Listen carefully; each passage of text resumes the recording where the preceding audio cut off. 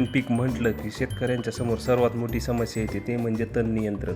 Soybean पिकातील तण नियंत्रण करण्यासाठी 2 प्रकारचे तणनाशक बाजारात आहेत. एक म्हणजे प्री एमर्जंट म्हणजे बीजनाशक म्हणजेच तण उगवणीपूर्वीचे तणनाशक. त्यामध्ये आहे डायक्लोसुलम 84% WG फॉर्म्युलेशनमध्ये मेगमनी कंपनीचं मिलस्ट्रॉंग नावाने येतं, जे वापरायला सोपं आहे आणि रिझल्टही बेस्ट आहेत आणि स्वस्तसुद्धा आहे.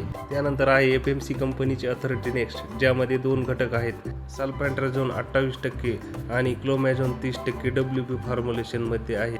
ऑथॉरिटी नेक्स्टचे रेट मिलस्ट्रॉंगपेक्षा जास्त आहेत, पण रिझल्टही तितकेच प्रभावी आहेत.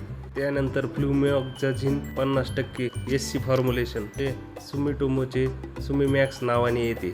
अशा प्रकारे सोयाबीनमधले असे विविध प्री एमर्जंट तणनाशक मार्केटमध्ये उपलब्ध आहेत. तुम्ही यापैकी कुठलंही वापरू शकता.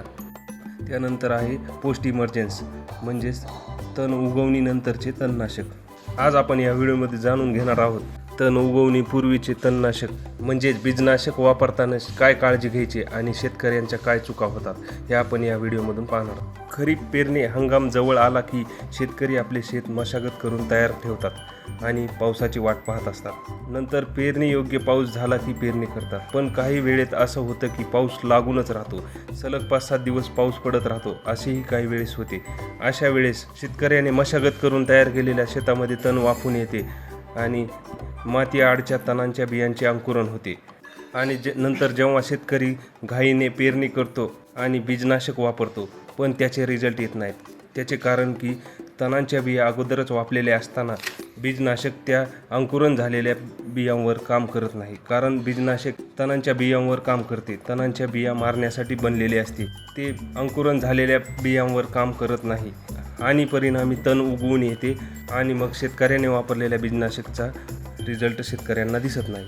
अशा वेळी काय करायचे? अशा वेळी शेतकऱ्यांनी पाऊस जर लागून राहिला त्यानंतर पाऊस उघडल्यानंतर पाळी घालणे गरजेचे आहे. त्यामुळे वाफलेले तण मरून जाते आणि मग नंतर बीजनाशक सोबत पेरणी करणे गरजेचे आहे. त्याचबरोबर सोयाबीन पेरणीसोबत बीजनाशक वापरताना जमिनीमध्ये मातीचा मुटका होईल एवढी ओल असणे आवश्यक आहे. त्यानंतर पंपाने फवारणी करत असताना पेरणीनंतर 48 तासाच्या आत ही फवारणी करायची आहे. कट नोझल वापरणे महत्त्वाचे आहे. कट नोझलने पाणी एकसमान पडते, जमीन सुटत नाही, त्यामुळे रिझल्ट एकदम बेस्ट येतात. पेरणीसोबत बीजनाशक फवारणी करताना आणखी एक घ्यायची काळजी म्हणजे बीजनाशकाचा डोस, पाण्याचे प्रमाण योग्य वापरणे गरजेचे आहे.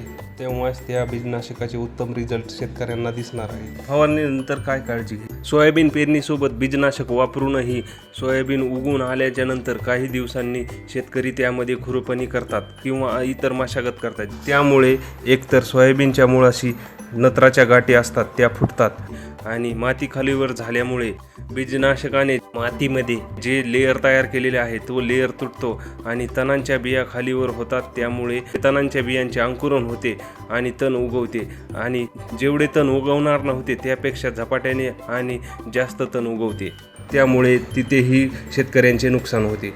अशा प्रकारे शेतकऱ्यांना बीजनाशक फवारणी अगोदर, फवारणी करताना आणि फवारणीनंतर काळजी घ्यायची आहे, जेणेकरून आपल्या सोयाबीन पिकाचे नुकसान होणार नाही, फवारलेल्या बीजनाशकाचा उत्तम रिझल्ट येईल आणि खर्चही कमी होईल. धन्यवाद मित्रांनो. शेतीविषयक अशाच नवनवीन माहितीसाठी आपल्या चॅनलला नक्कीच सबस्क्राईब करा आणि व्हिडिओ शेअर करा.